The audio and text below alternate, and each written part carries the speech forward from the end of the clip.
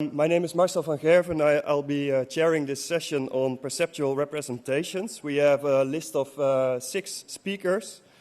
The first speaker is Kamila Maria Jozwik from the University of Cambridge, and she will be talking about high-level visual object representations.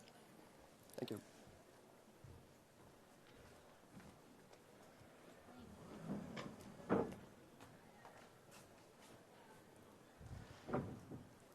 Good afternoon. So the title of my talk is Explaining High-Level Visual Object Representation with Weighted Representational Modeling. And this work is done in a collaboration with Nicolas Kriegeskorte and Marika Moore. So for object representations in primate IT, we know that visual features are really important, especially visual features of intermediate complexity, such as path, shape, textures, and colors.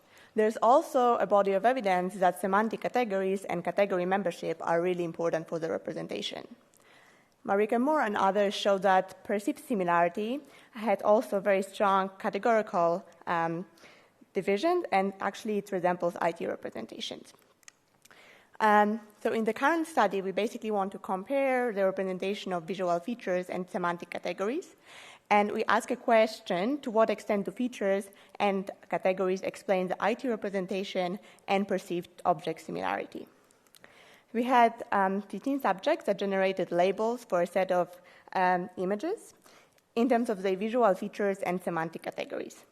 So that's just an example of a picture where you can see some of the visual features: eye, skin, elongated, an example of semantic categories, for example, face, female, organism.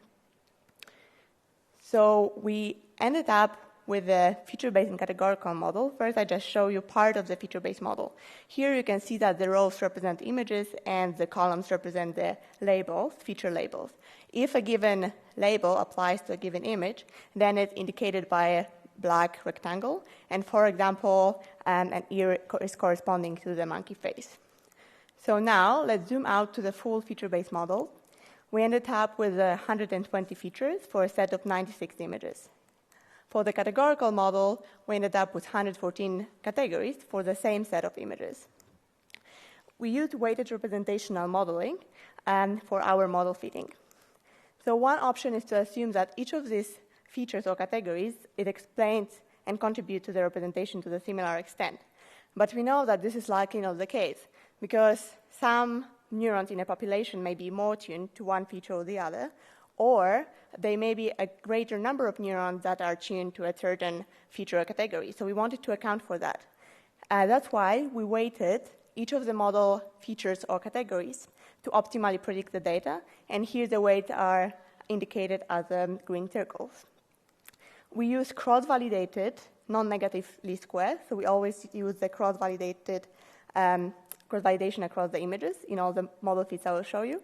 And then we ended up with our model prediction given our data. So let's look at the model predictions for IT. Feature-based models significantly correlate with IT. Same with categorical model. However, there's no difference in terms of how well they explain the IT. And now the question is, do they actually explain separate variants? If they do, that means that combining them would improve model performance. But this is not what we see, because the combined model actually is not performing better, meaning that each of these models, they actually have shared variants that they explain.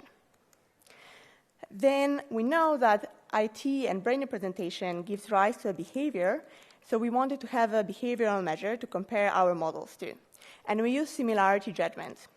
So subject needed to arrange objects on a circular arena based on how similar they are to each other. So let's look at the model performance for similarity judgment. Feature-based model explains significant amount of variance, and categorical model explain more variance. And in this case, contrary to IT, categorical model is significantly better than feature-based model. And here again, do they explain unique variance or shared variance? And the answer is that this is a shared variance. So the feature-based model explains a subset of the categorical model variance. But now let's see what features and levels of categorization are most important for the representation. So we separated our visual features into paths, colors, textures, and shapes. So the features that are known to be important for IT representation. And semantic categories were separated into different levels of categorization. So basic, intermediate, and high-level categories. Just to give you an example for this image, some of the parts could be like colors and textures. You can see what they represent. So now we wanted to look at this dissected model feeds to human IT. These are the full models that I already showed you. And the dissected categories will be represented in green and dissected features in purple. You can see that high-level and intermediate-level categories, they explain a lot of variance of human IT, whereas basic-level categories, they don't really explain much variance. For the feature-based model, part seems to be the most important for the representation because texture, shape, and color, they don't really explain much. These are the pairwise similarities, differences between the model performances. So here you can see really that parts are driving the representation of feature-based model and high and intermediate level categories of the categorical model. So now let's compare IT with similarity judgments. Here, intermediate and high-level categories explain the majority of the variance of categorical model again, and for the feature-based model, parts explain the majority of the variance, but here you can also see, for example, color, shape, and texture, that they actually explain some variance as well. So this is contrary to the IT representation. Okay, so to sum up this part, if we think about explanatory model variance in black, represented here, and non-explanatory model variance, represented in white, for the IT, features are correlated with categories, and really the explanatory power of both models derive from the shared variance. And only the features that are diagnostic of categories, they actually explain IT. And for the categorical model, high-level and intermediate-level categories seem to be most important for the representation, and for the parts, feature-based model parts are really driving the representation. For the similarity judgments really have the stronger categorical component, and high and intermediate-level categories, they explain the representation of categorical model, and here, apart from part, which is the same for IT, there are also the colors and shape that contribute to the representation. So we can conclude that the visual features may serve as stepping stones towards semantic categories. And here I just want to mention about the model performance of a deep neural network. Because deep neural networks nowadays, they're actually modeling the human behavior and also the representation of the brain to the best extent in terms of the accuracy. So that's why we fitted our models to the deep neural networks. This is the work from Kali Razavi from our lab, where he basically correlated different layers of deep neural network with IT representation. You can see that layer 1 doesn't explain much of the variance, whereas layer 7 explains a lot of variance. So we wanted to see what layers of a deep neural network are features and categories mapped to. So let's look at the layer 1. You can see here that only features are explaining the representation in layer 1, and categories, they don't explain anything. And now, for comparison, let's look at the layer 7. Here we can see that features and categories explain the representation of layer 7, and this is consistent with what we see for IT. Now let's focus on the layer 7 in terms of the dissected models. You can see that high and intermediate level categories explain the majority of the variance of the categorical model, and parts explain the majority of the variance of the feature-based model. So this is actually mapping exactly what's happening in the IT. So we can say that deep neural network, which is a computational mechanism, this computational mechanism in the deep neural network may explain feature-based and categorical representations. So thank you very much for attention. I'm happy to take questions. Okay, so we have time for 1 or 2 questions from the audience. Going once, going twice. Okay, so I have a question. So you focus on a fixed set of a number of images, right? Yes. So can we draw definite statements about the whole image space using this subset of images? Because you have particular conclusions. Does this generalize, and can we draw? Yeah? Yeah, so we always did the cross-validation across images. So basically, we trained on 88 images and we tested on the 8. So there should be some generalization to the higher number of images beyond this 96. But of course, it would be interesting to see what happens with other set of images that, for example, don't have such a strong categorical division as this image set. I mean, another study that I'm doing is on scenes, where you have multiple objects in the scene, and it's not very clear these animate-inanimate divisions. So it would be interesting to see how these models will fit there. Okay, thank you. Thank you. So the next speaker in line is Andrew Morgan from the University of Glasgow.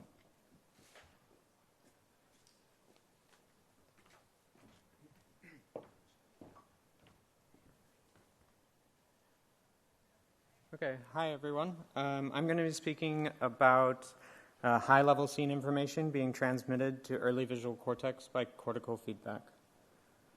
And so to start off, we know that a lot of the information or a lot of the connections that's coming to early visual cortex, and specifically to V1, actually come from other cortical areas rather than from the LGN.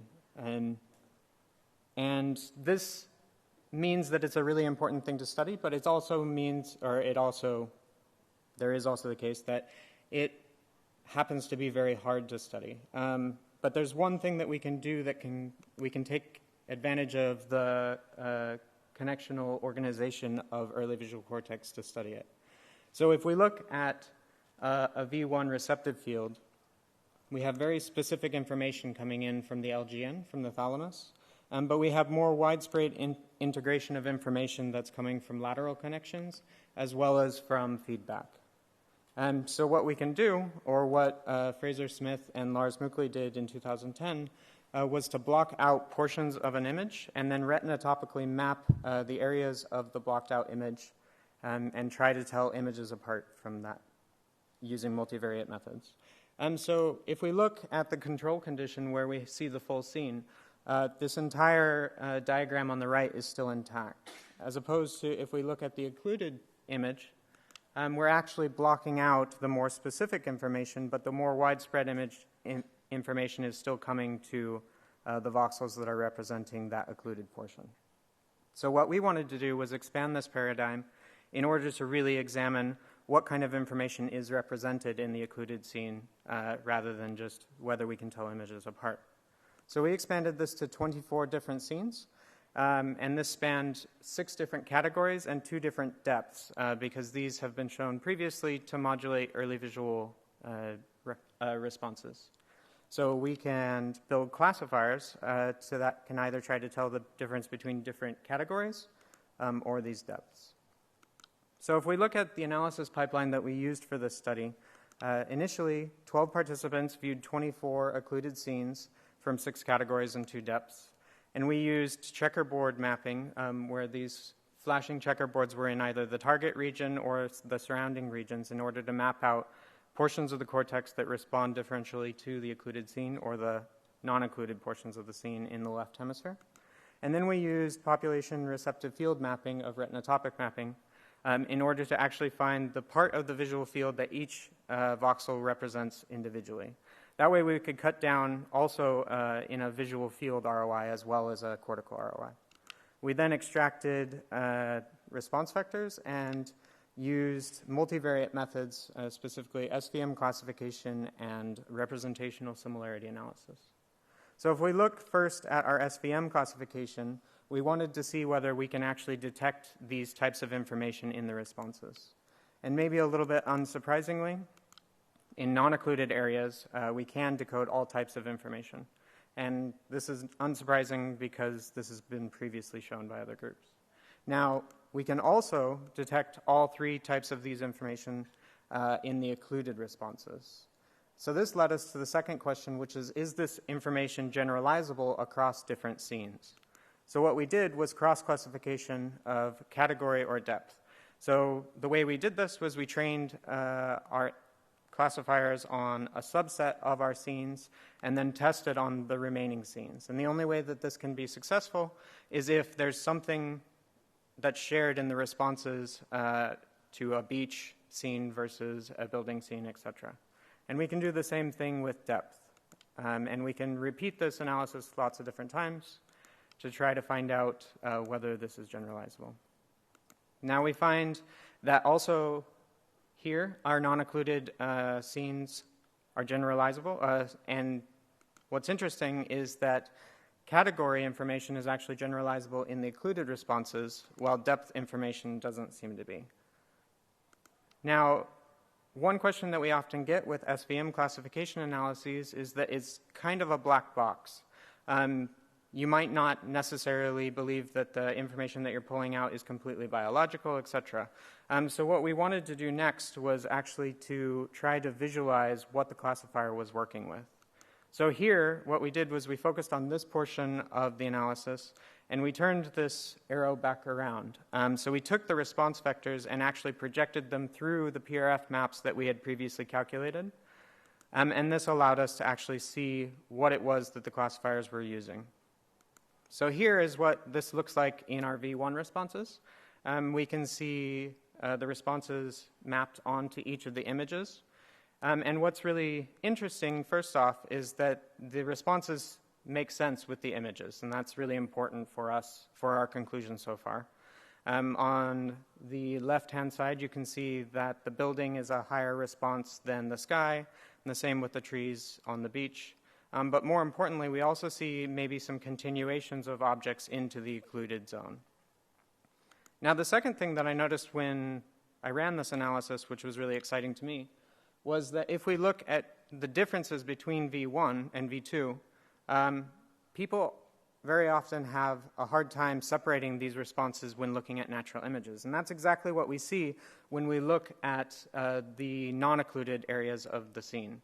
So between V1 and V2, almost all the images look identical in their responses to the scenes. But if we look at the occluded zones, we actually see that these are very, very different. Now, this could be, or when we saw this, we thought to ourselves, this could be due to differences in connectivity patterns or emphases that are different between these two areas in these scenes, etc. And this is a really nice visualization of the fact that these are different, but it's not a quantitative measure that they actually are. So what we did next was turn to representational similarity analysis, which is a measure of that. So here, this allows us to measure the similarity in how these scenes are represented in different cortical areas, but importantly also to computational models. And the reason that we wanted to include computational models was because we actually know what they're doing. So we thought we may get a little bit better idea of what's going on in these areas. Now, the results from RSA can be a little bit overwhelming just at first. So what we did was we tried to combine all of these by actually comparing the matrices from every area or every model into one single diagram. And the result of that is this. This is a multi-dimensional scaling of the matrices that you just saw. Each point in it represents one of them. And basically what happens is when we compare each of the matrices, we want to know how similar or dissimilar it is. And we project this into 2 dimensions in order for me to put it on the slide or on a poster, etc.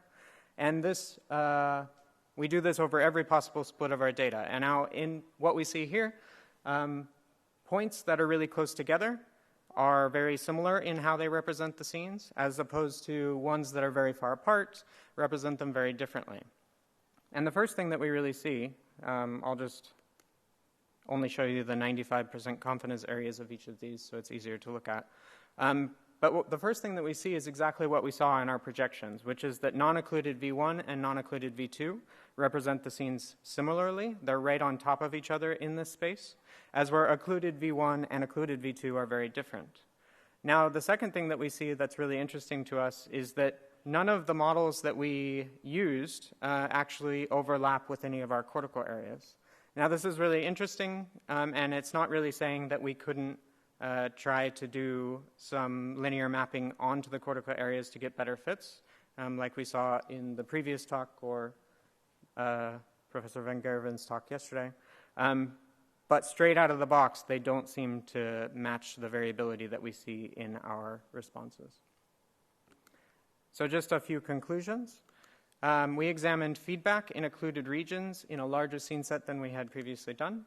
And we found that in occluded V1 and V2, we can find scene, category, and depth information. Category information generalized across our scene set, while depth did not.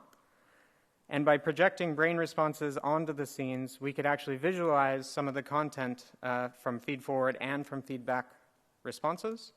And we could show that feedback in V1 and V2 respond differently. Using RSA, we were able to confirm what we saw quantitatively in our projections, and we were also able to show that 3 popular computational models do not capture the variability of responses that we see in our occluded or non-occluded regions. So I just want to thank everyone. And if you have any questions, obviously we can take them now, but I also have a poster tomorrow that you can stop by, 2357, and then there are other lab posters if you're interested in this type of work.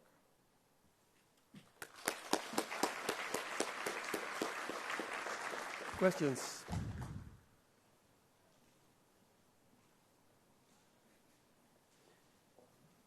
Okay, so I think it's really nice that you can project back these SVM representations through the receptor field. Mm-hmm. I can imagine that's what we want to do, is build receptor field models which have this notion of top-down drive. Do you have any ideas on this, and how to build encoding models which capture these responses?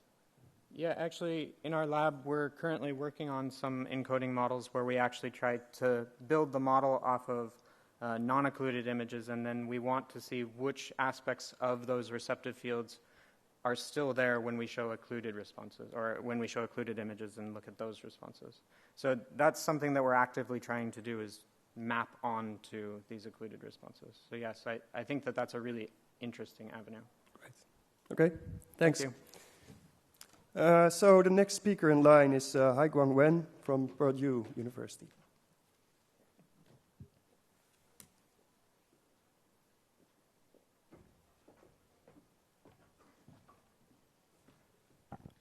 Okay, thank you for the introduction. In our study, we are going to talk about Decode cortical fMRI activity to reconstruct naturalistic movie via deep learning. So the problem we are going to address is to decode what people see based on the brain activities. In other words, is when people is watching a movie, we want to reconstruct the movie frame by frame based on the real-time fMRI signal. Obviously, it is a very challenging task because the visual experience is diverse and dynamic and very complex. So to address this challenging problem, our central idea is to use the brain-inspired artificial neural network to decode the brain itself. The artificial neural network we use is the Deep Convolutional Neural Network, or CNN for short. Its basic element is artificial neuron. The neurons apply a filter to its input and then give us a feature map. Extend this concept to all the other layers. From one layer to many layers, the deep CNN can break up very complex pictures into many layers of visual features. For example, in the first layer, the CNN encodes very simple features such as edges or orientations. Going along this line, and in the middle layers encode shape, and the higher layers encode more abstract information. For example, whether the picture it is a bird or not. Sorry. So specifically, we are asking for research questions. The first one is the artificial neural network work similar to our brain? And the second, can we reconstruct what people see based on the fMRI responses and categorize each of the reconstructed movie frames? That is, when people watch, even you watch a bird, can we reconstruct a picture that looks like a bird? And can we tell you it is a bird but not an airplane? So finally, is it possible to decode someone's brain by using the decoding models trained for someone else. To address these questions, we did fMRI experiments on 3 subjects. Each subject watched a 2.4 hours natural movie and repeat twice. And we used the movie to train the decoding models. And to test the model, each subject watched another 8-minute natural movie, and we evaluate how the movie can be reconstructed from the fMRI responses. Okay, let's start with the first question again. Does the artificial neural network work similarly to our brain? So to address this question, we do the cross-correlation between the fMRI responses in every location in the visual cortex, in the brain, and the activations of every artificial neurons in the first layer of CNN. We found that the cross-correlation patterns show very clear retinotopic organization. Here is 2 examples of muscles in the fovea and periphery. The results show clear pro-angle map and eccentricity map. They are very similar to the conventional retinotopy mapping. So we extend this analysis to all the other layers. We found that different layers in CNN encode in different locations in the brain. Specifically, the low layer to higher, the low level to higher level visual features map gradually to the areas from the striate to the extrastriate cortex in the brain. Okay, let's take a closer look. Here we use the information in the highest layer in the CNN and an artificial neuron which encodes face, human face. We found that it is significantly correlated with the brain activities in the filiform face area, or FFA. Both show multiple peaks whenever there's a human face shown up in the movie. So to leverage this result, here we try to estimate the activations of artificial neurons from the fMRI responses. Use the estimations, we reconstructed the movie frames. The top is a presented movie, and the bottom is the reconstructed movie. My favorite is the flying bird in the sky. As you can see, in the reconstructed movie, it's very clearly a bird is flapping its wings. And to the right of the bird, there's a lady in the cornfield. This one is also interesting because in the reconstructed movie, you only see the lady, but the background is missing. This is because the lady catches your attention, but not the background. Similar to this is the moving bee in the flower. In the reconstructed movie, we only see the moving bee, but we didn't see the flower. This is because the moving bee is the catch your attention most. And also, to the right of the flower, a boy and his puppy can both be reconstructed at the same time. This means the decoding strategy can handle multiple objects in the movie simultaneously. So although we can reconstruct the movie, but we don't know what exactly it is. So here, we use the information in the highest layer of CNN to predict semantic labels from the fMRI responses. For example, here we correctly identified the picture is a bird, but not a face or shape. So here is some example result.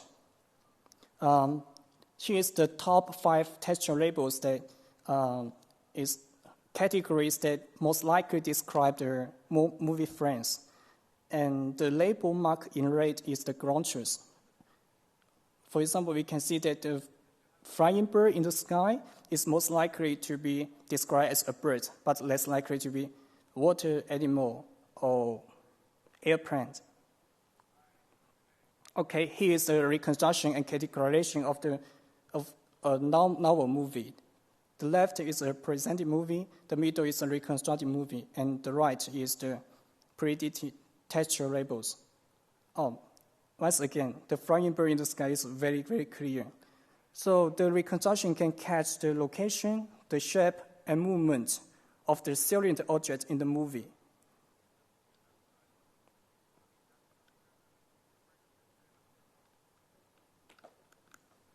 Okay, so finally, we want to ask whether is it possible to decode someone's brain by using the decoding models trained for someone else. Or we call this is cross-subject decoding. To address this question, we first evaluate the inter-subject reproducibility in response to the same movie for the first time and second time. And we found that the cortical responses to the same movie actually are very similar in almost the entire visual cortex.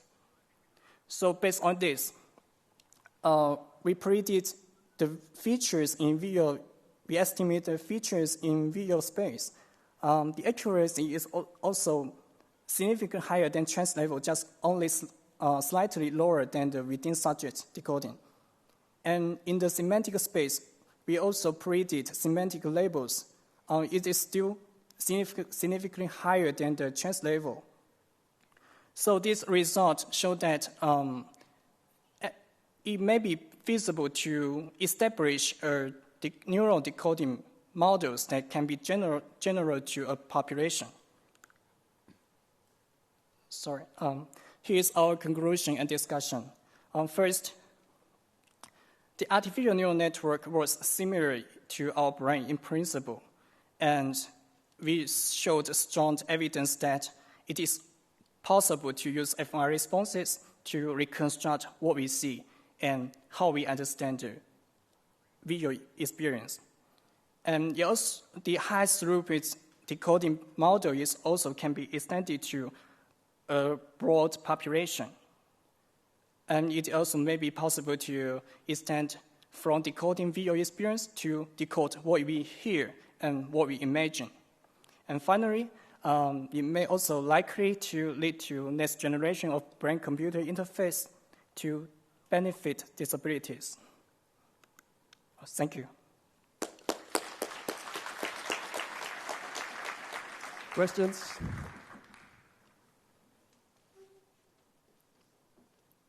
I have one question. How do you or how does your model deal with eye movements during the viewing of the movie? Okay, great question. We do the experiment with eye fixation at the center of the screen. So we just assume that the eye doesn't move. Other questions? So I have a question. So you mentioned that there's a correspondence between what these neural networks are doing and what the brain is doing. So what do you see as the correspondences and the differences? I mean, there's some shared representation, but of course the brain is not a feed-forward deep neural network. So what are your views? Yeah, the structure actually is sort of similar to how our brain works. But for example, you mentioned that in our brain there should be a feedback or some connections, but the brain will use just a feed-forward neural network. So even with the simple model that is not exactly the same as the real pathway in our brain, we still find it. And the hierarchical features encoded in the artificial neural network, there's a strong correspondence between the hierarchical features and the brain activities in hierarchical visual pathways. Yeah, it may be a very good direction to analyze what's the difference between the artificial neural network and our brain, and how can we make use of the artificial neural network to understand the brain. Okay, thank you. Thank you. The next speaker is Tal Golan from the Hebrew University of Jerusalem.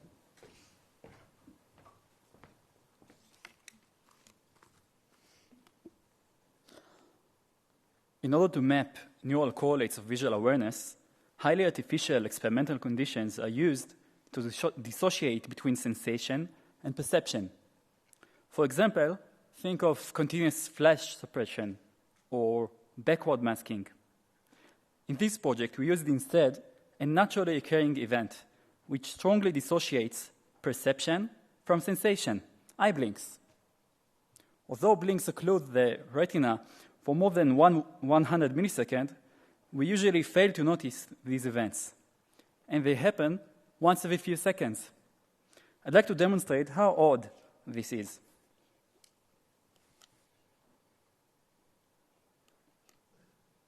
Tech? Okay.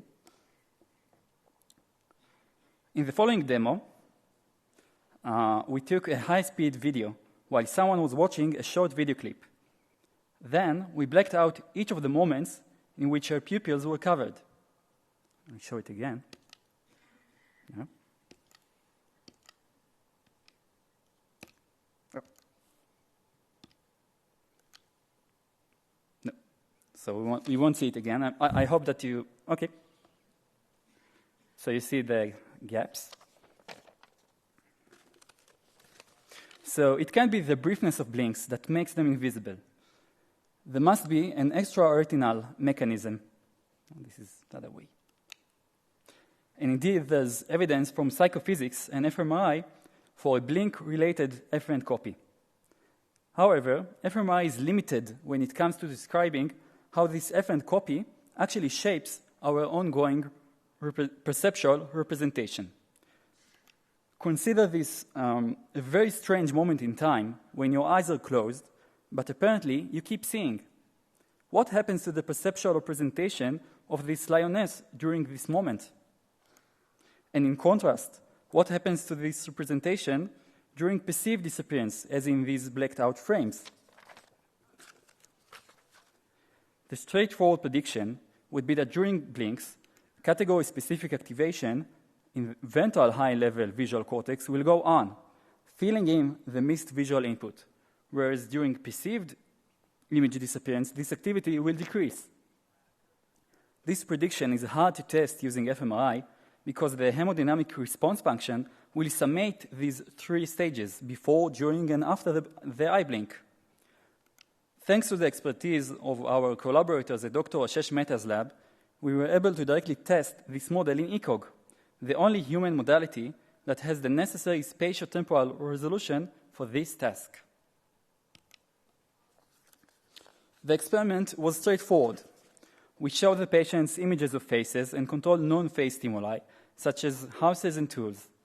This was done at a slow pace, a new image once every second, with no inter-trial blanks. On top of these still images, we had three kinds of interruptions: spontaneous blinks, voluntary blinks, and gaps.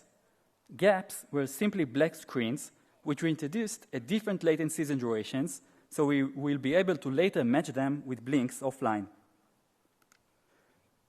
The superposition of blinks and gaps on top of the still visual stimuli creates a data analysis problem, since simple averaging would mix responses to the interruptions with responses to the still images. Therefore, we used a finite impulse response GLM to unmix these events. The input to this model was the high-frequency broadband power envelope, the nearest thing to local spiking rate we can extract from ECOG. This is an example of the estimated gap response in an electrode located in V1. Time zero is the termination of the gap. We see that during the gap, activity decreases, and then when the gap is terminated, the activity rebounds or overshoots in response to the object's reappearance. We will now compare this trace to the other two conditions in the same electrode, voluntary blink and spontaneous blink, both showing a quite similar response. Now, let's move to a higher level electrode in the same patient, same trials. We see that the dip in activation is gone, and suddenly there's a marked difference. Only the gaps elicit an overshoot when the image reappears. No overshoot for blinks. The next patient had FFA coverage. Now, the responses to events during phase trials are plotted in red, and non-phase trials in black. So you can see that the overshoot effect is category-specific. Now we'll move from single patients to grand averages. This is a grand average of 14 subjects. On average, V1 shows very similar blink and gap responses. This finding is consistent with our understanding of V1 representation as being very far from perception. As we move forward to higher level visual cortex, the overshoot disappears in blinks, but persists in gaps. This is evident both for phase-selective and non-phase selective high-level visual sites. In order to test this effect formally, we quantified the integral below the overshoot in each electrode. In this 2D color bar, green marks similar overshoot magnitudes for gaps and blinks, and red marks greater overshoots for gaps. Once we plot all of the electrodes according to this color code, we see a gradient from green to red across the visual hierarchy. Statistical testing was done by shuffling blinks and gaps. The pink outlines mark significant differences, and these were more prevalent in higher level visual cortex. So beyond this unpredicted difference between gaps and blinks, what about the filling in hypothesis? That was the motivation to begin with this project. This hypothesis predicts that in high-level visual cortex, dips would be greater for gaps than for blinks. However, if we look at the grand averages again, we see that if there's any difference in the dips, it's in the other direction, greater dips for blinks. The same conclusion arises when we formally test within each electrode. No evidence for the filling in hypothesis. So where is image disappearance represented? We did find a couple of sites showing responses tuned to the image disappearance, all in non-category specific dorsal stream regions. These sites activate positively when the image disappears due to the onset of a gap, but not due to the onset of a blink. To conclude, it seems that blink's invisibility is correlated with suppression of the transients marking image disappearance in dorsal high-level visual cortex and of the transients marking image reappearance in ventral high-level visual cortex. In other words, the continuity of the visual image may depend not on the existence of a continuous neural signal, but on the lack of representation of a discontinuity. This brings us to the final slide, wider implications. Usually, when one compares bold fMRI activity in high-level visual cortex with perception, there's a good moment-to-moment correspondence between the two. However, when we zoom in to the millisecond scale using ECOG, this moment-to-moment correspondence breaks. There are no Cartesian screens or theaters in there, or at least we did not find evidence of their existence. This work is a product of a team, and I'd like to thank its members and you for listening.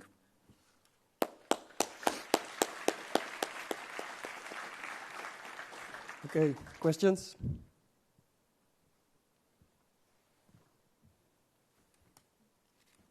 Hey, thank you very much. Great talk.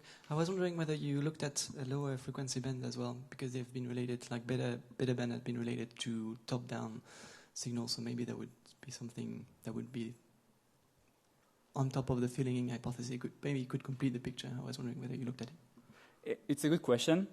We tried. It seems that the lower frequencies are too slow to follow this manipulation.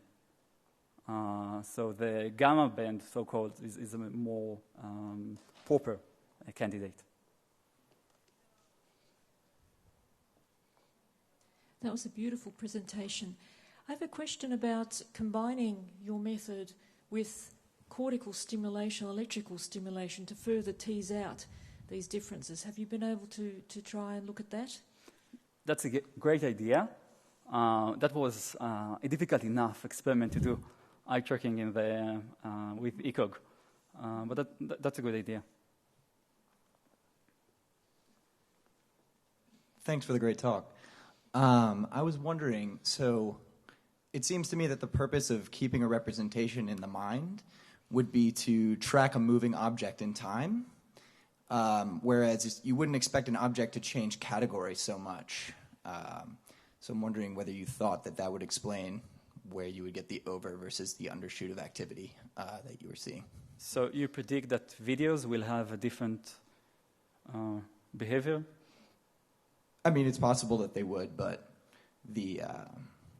just that the pattern that you would see, or why you chose to use static images as opposed to videos. So the advantage of static images is that we can form a good model of the response. But of course that we pay in the ecological validity. It's a good point. Maybe just one brief question related to the presence of saccadic spike potentials and the possibility that you might see gamma activity that also comes from the saccadic spike potential, so actual muscles. Did you control for that in your experiment? Probably you did, but I just wanted to... Okay, so one of my advisors is Leon Duell, sitting here. We see saccadic spike potentials, mostly in the temporal pole and behind the eyes. I'm quite sure that these effects are not due to artifacts because they come much later after the blinks, like 100 milliseconds. And artifacts should have immediate effect. Yes, so you did some time locking with respect to the blinks, and you find out there was no phase locking, so you excluded them, I guess.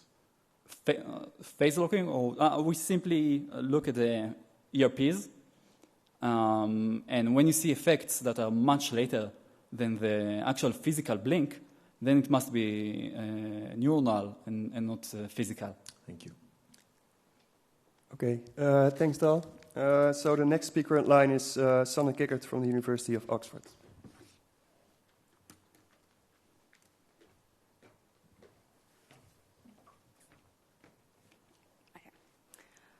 In my research, I'm interested in plasticity in the human adult brain, and also in the limits of this plasticity. And to investigate that, I use arm amputation as a model, because after arm amputation, there's a big loss of sensory inputs, but actually the brain is not affected. Today I'm going to talk to you about a study that I recently did where I revealed the neural fingerprints of a missing hand, decades after arm amputation using 7-Tesla neuroimaging. In primary somatosensory cortex, it's a very detailed representation of the hand, such that the digit 1, or the thumb, is represented most medially, in red here. Then you have the index finger, the middle finger, the ring finger, and the little finger represented in pink most laterally. Already in 1984, Mersnick et al. Was interested in seeing what happens to this representation if you take away the sensory input of a finger. So he amputated digit 3. And what he saw is that when you do this, actually, that the neighboring representations take over this now deprived area. So digits 2 and digit 4 took over the representation of digit 3. In 1991, Pons et al. Took this a step further by amputating the whole hand of a monkey. And when he did this, he saw that the missing hand region now became responsive to touch on the lower part of the face. Although this is really interesting and it shows it's quite established that there's a lot of reorganization following amputation, there's a question that remains unexplored by the methods that are used in these studies. So what normally happens after arm amputation is that scientists probe the newly emerged brain areas, but at least unexplored the question whether there might also be a preservance of the input. And this is exactly what I wanted to investigate in my research. And to investigate this, I made use of a very unique phenomena that we have in human amputees, which is the phenomena of phantom sensations. And Lynn Ledger, who lost her arm about 10 years ago, who is one of our amputees that participates in a lot of our studies, he's going to explain to you what it feels like to have a phantom hand. I can feel the entirety of my phantom arm. To anyone looking at me, I have no arm. But I can feel the whole thing. I can feel the elbow, wrists, and fingers. So as Lynn is indeed explaining to you, although her hand is physically not there, for her it feels like she still has the hand. And for a lot of the amputees, this actually means that they can still move the phantom hand to some extent. And sometimes it also means people can still move the individual fingers of the hand. We know that with 7-Tesla neuroimaging, we can map the hand representation in quite explicit detail. So what we do, we ask people to go into the scanner, move one finger after the other. And when we do this, we can see a traveling wave of activation going along the bank of the central sulcus, so the primary sensory cortex, with the index finger that's being moved now represented most medially, and then we go up to the little finger that's going to be represented again most laterally. When we then color these maps based on which finger is being moved, you get these nice colorful maps, with again the thumb represented most medially. Then we have the index finger in yellow, then we have the middle finger in green, the ring finger in blue, and the little finger most laterally in pink. I'm plotting two control subjects for you here, so you can see that these maps are quite variable across controls. But actually, if you ask the people to come back a day later or even a month later, you would see the similar map. So very variable across controls, but very consistent within a control. So now we knew we had this really robust method to map a hand using sub-intestinal neuroimaging. So I thought, what would happen if we put an amputee inside the scanner and asked them to move the individual fingers of a phantom hand? So that's exactly what we did. But I'm going to present it to you in a very not normal way. We're going to play a little game here. The first amputee that we put into the scanner was amputated 25 years ago below the elbow. I'm plotting two maps for you here, but I would like you guys to tell me which map belongs to the amputee and the other map belongs to control, and you guys can tell me which one belongs to which. So I'll quickly walk you through these maps. So on the left side, you see a very clean map with a representation, again, of the thumb most medially, and then with the ring finger most laterally. The representation of the little finger seems to be missing, but this could just be due to the thresholding. On the right side, we have a very scrambled up map, but there's a representation of all the 5 fingers, again with the thumb most medially and the little finger most laterally. So who thinks that the left map belongs to the amputee? Okay. Who thinks it's the right one? Okay, so I guess it will be a 50-50. It was actually the left one, but I'm going to give you guys another chance. So then we had a second amputee. He was amputated above the elbow about 31 years ago due to trauma. And because he was amputated above the elbow, there is no more proprioceptive information that would come from the muscles that normally support hand function. And again, I'm plotting 2 maps. One belongs to this guy's phantom hand. One belongs to the intact hand. And you guys have to tell me which one. So I'll quickly walk you through the maps again. On the left side, we have a map that's a bit messy, but you have a representation of all the 5 fingers, with the thumb again most medially and the little finger most laterally. On the right side, we have a map that seems to be much cleaner, with the thumb again most medially, the little finger most laterally. But if you look along the bank of the central sulcus, you do see a double representation of the thumb. Who thinks the left map belongs to the amputee? Who thinks it's the right one? So you guys are getting much better at this game. Good job. So by showing you these maps, I'm kind of hoping, and by playing this game, I'm kind of hoping to convince you that the amputee maps actually looked very similar to the controls. So when we started initially, we were quite excited, but we couldn't really exclude the possibility that the amputees were making very small movements with the intact hand that could be contributing to the appearance of these maps. So to make sure that this was not the case, or to investigate whether this was the case, we designed a second task, a bimanual traveling wave task, where we asked our amputees to move both the intact hand and the phantom hand at the same time, but they're always moving different fingers of the 2 hands. And by then looking at the left and the right hemisphere at the same time, we can investigate whether the missing hand map is indeed dependent or independent of the intact hand. So there are 2 potential outcomes. In case 1, the missing hand map that we saw before is indeed dependent on the intact hands, just that it doesn't matter at all what the phantom hand is doing. Both maps, both hemispheric maps, are colored based on the movements of the intact hand. The second possibility is actually that the missing hand map is independent on what the intact hand is doing. So there's a reversal of color gradients across the 2 hemispheres. The map that's contrary to the intact hand is colored based on movements of the intact hand. The map that's contrary to the phantom hand is colored based on movements of the phantom hand. So let's see what happens in our amputees. So you can see very clearly that there is indeed a reversal of color gradients. So the preserved missing hand map that we saw before is independent of what the intact hand is doing. And something else I want to point out to you is that although this was a different task, taken at a different time point, it was highly similar to the map that we saw before, which is plotted on the right side here. So these maps are consistent across time and across tasks. So I hope I've now convinced you that there's retained digit selectivity in amputees, even 30 years after amputation, so decades after amputation. So all of these people didn't move their hand, they didn't use their hand, they had no tactile feedback from the hand, there's a very detailed preserved map in the primary somatosensory cortex. But there's a second way to look at preserved representation or topography in the brain, which is by looking at interdigit overlap. And when you do this, you use a block design, some MPPA analysis, and you basically look how similar activity patterns for the different digits are to each other. What you normally see is what's plotted here. This is an average of 11 controls. And a topographic pattern is characterized by neighboring digits having more overlap. So warmer colors means more overlap in representation here. So neighboring digits have more overlap than digits that are further apart from each other. And what you also see is that these patterns are usage dependent. So digits that are normally used more frequently together in daily life, such as digits 4 and 3 and 5 and 4, they tend to have more overlap than digits that are used less together in daily life, so digits 1 and 2. What we can then do is we can create a distribution of how similar control patterns are to each other, so a control similarity distribution, and we can calculate a 95% confidence interval, which is represented in gray here.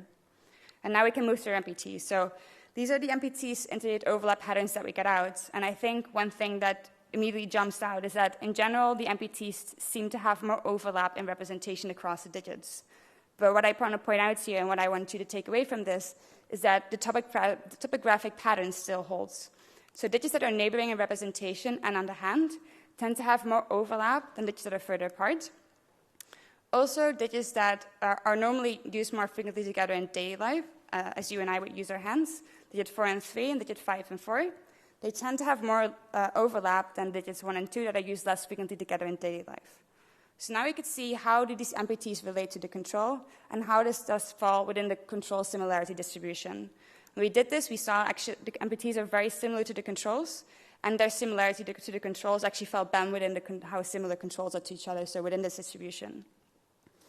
So to conclude, and what I would like you to take away from this is that textbooks teach us that following amputation, for example, amputation of digit 3 in the example here, neighboring representations take over. So digits 2 and 4 take over the representation of digit 3. But what I'm showing you is that even 30 years after amputation, where there was no usage of the hand, no tactile feedback from the hand, there's a very detailed representation of the missing hand that's preserved in the primary somatosensory cortex. I believe this kind of asks us to question our current beliefs of how sensory input shapes the software brain. And I think that this finding can be used for more intuitive fine-grained control of neuroprosthetics. So thanks for your attention.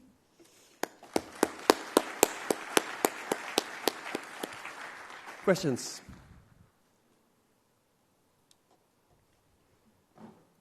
So the evidence about remapping is from amputation of a finger, and it seems that it's reasonable that neighboring fingers would compete for the space that was freed by the amputated finger. But in here, it's an amputation of the whole hand.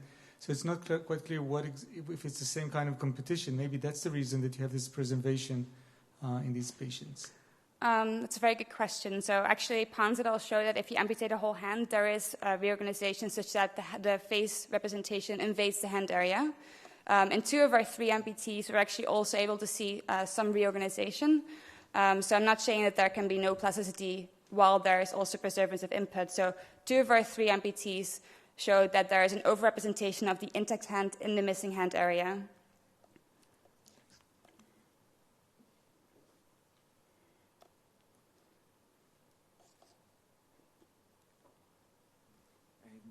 Very nice talk. I had 2 questions. One is that the data showing reorganization mainly measures responses to, say, the face or so in the hand area. That is not necessarily exclusive of the possibility that there still is a hand representation in there. So have you tried to map neighboring body parts and see if they induce stronger activity in the hand representation in the amputee than in normals? So our lab, so I guess you're meaning the face representation that invades the hand area. So our lab has not been able to replicate that in the group of amputees that we're testing. So what we do, we ask our amputees to move their lip inside the scanner, and we do see that there's a shift going towards the hand representation, but it doesn't invade the hand representation. But as I just said, we do see that there is some plasticity in the missing hand region of the intact hand. So we know that amputees overuse their intact hand to compensate for their disability, and amputees that overuse their intact hand more tend to have more of such an overrepresentation of the intact hand in the missing hand area. And 2 of the 3 amputees had that as well. And then I was wondering, you often have these striking differences between some having the phantom limb impression and some not. Mm-hmm. Did you see differences there with... of course, it's difficult to ask the ones that don't have the phantom limb to move individual fingers, but did you try? So that's a really good question and something that I'm actually very eager to find out. Unfortunately, because we were scanning our amputees in the 7 test center environment, we couldn't put many amputees in because normally when people lose their arm due to trauma, they have some reconstructive surgery. So I was only able to test 2 amputees in the 7 test center environment. But as you said, it might be difficult using this task to investigate that. But a way that I am hoping to investigate in the future is by using functional connectivity, resting state, and then functional parcellation of these resting state patterns. And then see whether that relates to, whether we can find a topography at all, and if we do, how does that relate to the amount of phantom sensations that people experience. Thank you. Okay, thanks, Sanne. It's time to move to the last talk of this session. The talk will be given by Jean-Rmi King of New York University.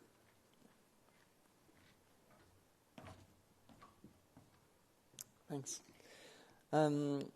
Right, so the talk is entitled Unsensory Sensory Features Can Be Maintained in the Human Brain, which is hopefully the primary take-home message that you'll get from what I'll present you, but also because it's late and because a lot of people may not be that interested in terms of theories of visual awareness, I thought of adding a subtitle to it, which tried to capture the idea that MEG or magnetoencephalography can address the questions that David Popple mentioned in his keynote, which is the mechanistic kind of explanation. So for this, I added a small subtitle. Right, so imagine an image which is presented so briefly that you don't see it. Can your brain maintain this subliminal information over time? It seems like a weird question, but in many theories of visual awareness, the response to this question is no. If a stimulus is not seen, then it is not maintained in the brain. And the reason why it's not maintained is because of the way the theories describe visual perception.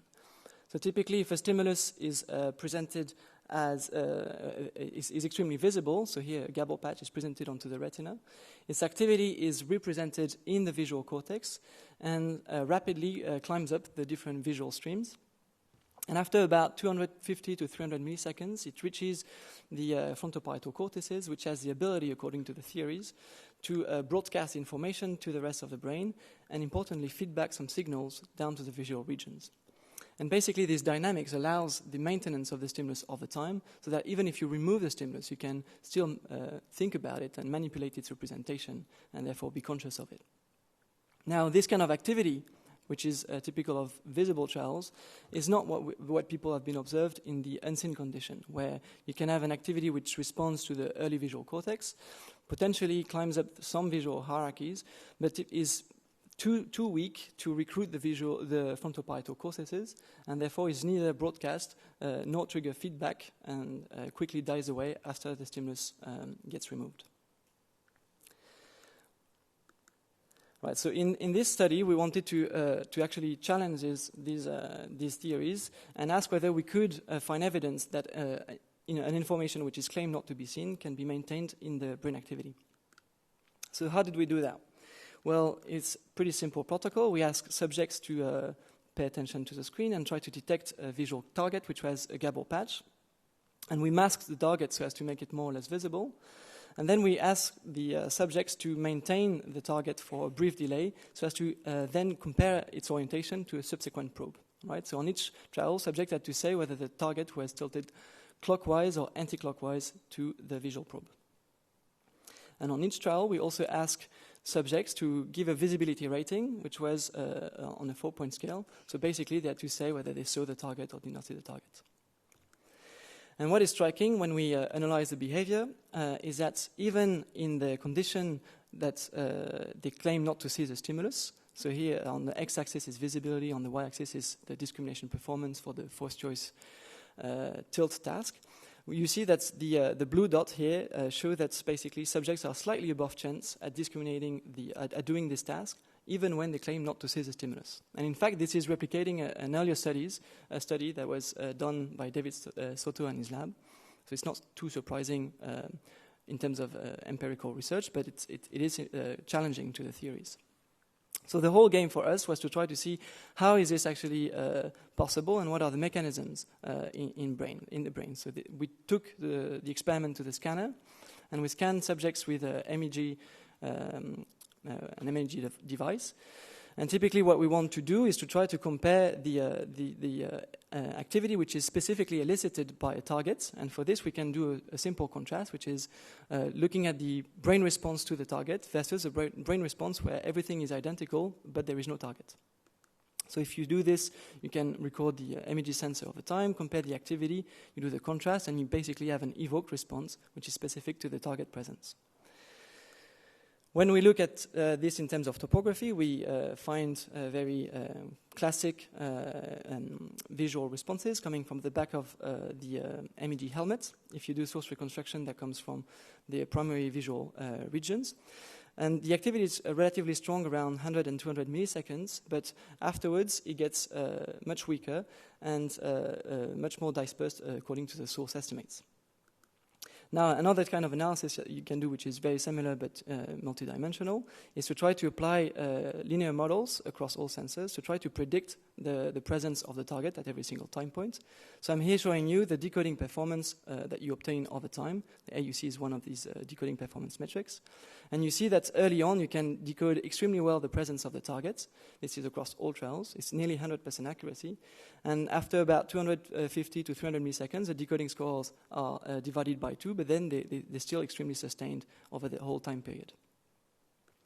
Now, of course, the whole question for us is, do we find this kind of decoding accuracy even when the stimulus is claimed to be seen by the subject? So when we analyze the data specifically for unseen trials, this is what we obtain. So here in blue, it's when subjects report the minimum visibility, they use a minimum visibility score to rate the target.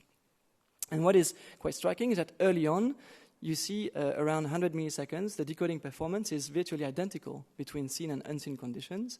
And later on, the unseen condition is still way above chance in terms of decoding accuracy, in terms of decoding performance, but it's still relatively reduced as compared to the clearly seen trials.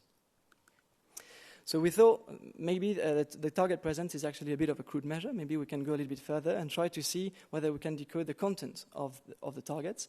So for this, we build linear models to try to predict the orientation of the stimulus.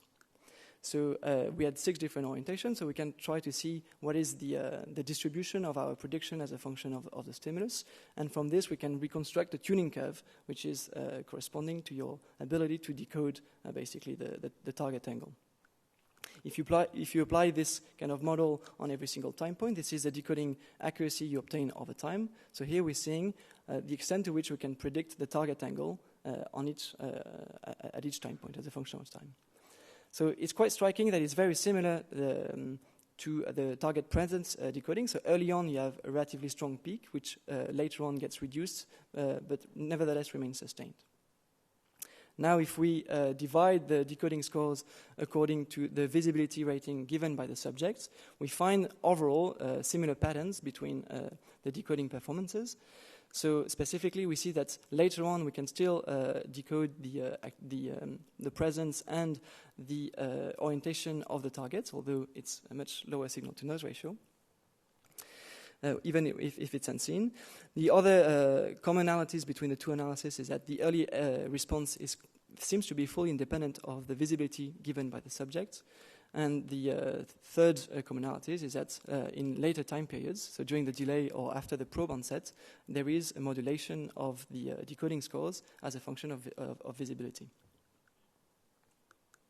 Right, so basically we have two sensory features that we can decode. We can also decode the visibility during the entire time period by using different types of linear estimators. And what is quite striking in this analysis is the extent to which we can decode this information over time. It's really sustained.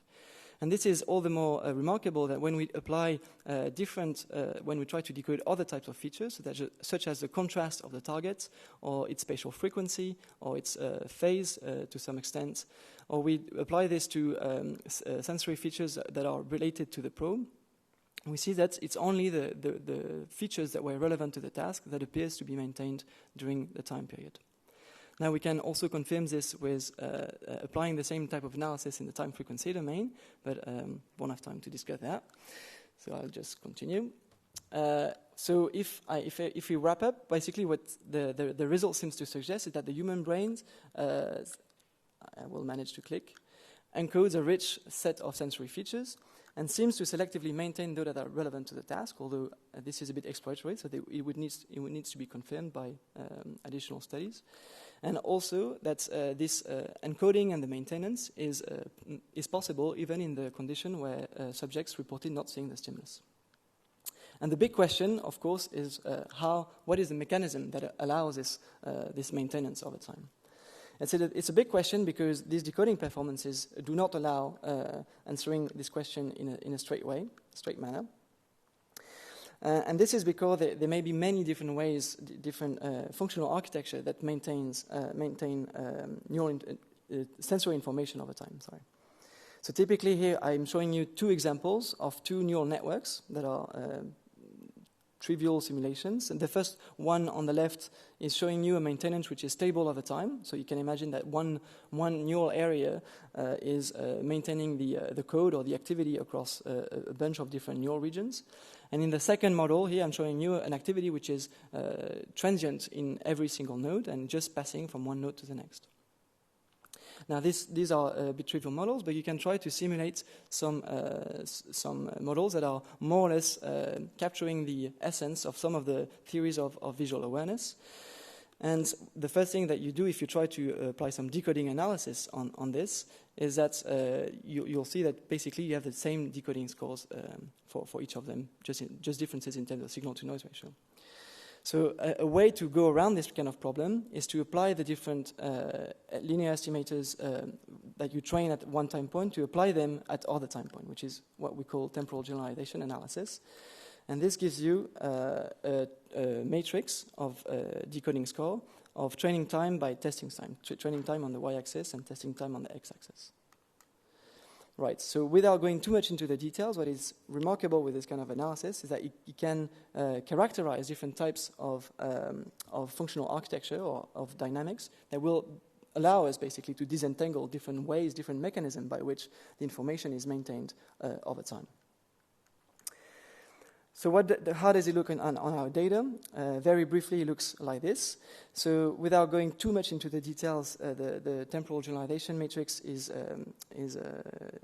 predominantly diagonal with some late generalization. So to try to give you an insight of what this means, I can plot you the very same data in a different way using nonlinear embedding. So here, basically, each dot corresponds to a classifier or a linear estimator that we train at a given time. And you locate the different linear estimator as a function of the extent to which it generalizes to other linear estimator. And this sort of makes sense even from an analysis point of view because each estimator that we make are linearly mapping the brain activity, and therefore they do correspond to the source in some statistical sense. So what do we see? Well, we see that when we compare the activity for seen and unseen responses, the early response is virtually identical in each of these classifiers, whether the stimulus were seen or unseen. And the activity is very transient; it lasts for about 50 milliseconds. And this is very different from what we see later on in the analysis, which is a much more sustained response, which now is whose strength is directly proportional to the visibility reported by the subject, and therefore the duration of the encoding is also proportional to the visibility. So unseen information, I think we have some evidence suggesting that unseen information is partially broadcast in the sense that it goes through the entire network and maintained in the late neural assemblies. Right, so this kind of analysis I think are interesting because they do validate many predictions at once that were given by several models of visual awareness, but they also reveal, thanks to the sensitivity, some discrepancies with regard to the theories, and I find this kind of interesting. Right, so I'd like to thank the co-author, so Niccolò Pescatelli is now at Oxford, and Stanislas Dehaene, my former PhD advisor. The paper is on bioRxiv, but I'm making the revision now, so it should be updated next week, if you're interested. Sébastien and Darinka are now pursuing this work using actual working memory tasks. And I would like also to thank Denis, Alex, and Eric, who've helped me a lot to implement these analyses in MNE Python. And will this take you some questions if you have any.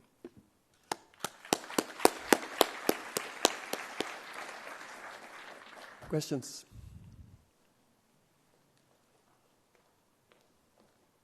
I was wondering whether you also try to generalize from seen to unseen trials, or the other way around. So because it would also give you some additional information.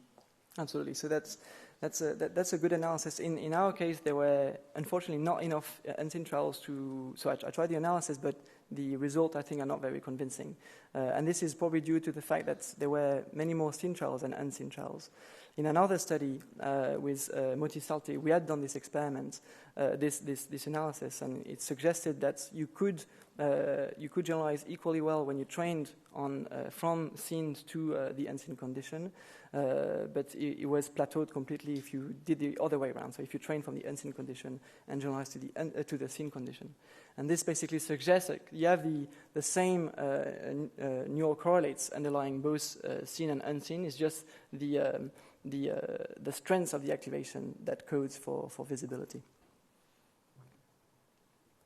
So, thank you for the talk. So I'm a kind of conceptual question about the relationship to the global workspace theory. So maybe there was a figure about the spatial distribution of the important nodes for the decoders. But did you find difference between the important nodes for confidence or visibility rating and more objective performance of the discriminability? So I think there was an occipital region which has more weight for the visibility rating as well. So does it contradict to the concept of the global workspace theory? So there are multiple embedded questions in this one. So I'm not sure I'll have time to go into the detail of it, but so, all right. The visibility, the neural correlates of visibility were first extremely distributed, which is in this sense consistent with the global workspace theory. The second interesting feature that we found out, and that was actually not planned, it's just completely exploratory, is that the early visual response is extremely well correlated with the contrast, the objective contrast of the targets. And it's all the more interesting because the early response was not modulated by the visibility, but was modulated by the contrast, which fits really well with this idea that you have a double dissociation in a representation, the early representation being coding for the objective properties of the stimulus, and the later higher regions coding for the subjective content. Thank you. Okay, final question. Okay, thanks for a nice talk. I was wondering, you didn't have time to go into the time frequency maps and the representation of like the features that actually were doing the decoding in spectral and in frequency domain. So maybe you can just give us a quick word about whereabouts in the spectrum did you find actually features that were actually decoding? Yes. The clicking way is a little bit too long, so I won't be able, but I can tell you with words. So what is quite striking in the time frequency decoding analysis is that you basically can decode, so obviously the time frequency contains the evoked response, so this is what we also find, but the stimuli that were sustained over time in terms of decoding performance, the curves that we're showing you, were also sustained in terms of brain oscillations. And this was ranging from 4 Hertz, the range at which I started the analysis, up to 30 Hertz, which is not the range at which I stopped the analysis. So there was no decoding above 30 Hertz despite trying. But it was the whole range really. It was not specific to either the alpha band or to like a small range of the beta band. Did you attempt to use just phase as opposed to power for decoding? Yes, I tried everything. Okay. Okay, so this concludes this session. Thanks for your attention, and let's thank the speakers again for a great set of talks.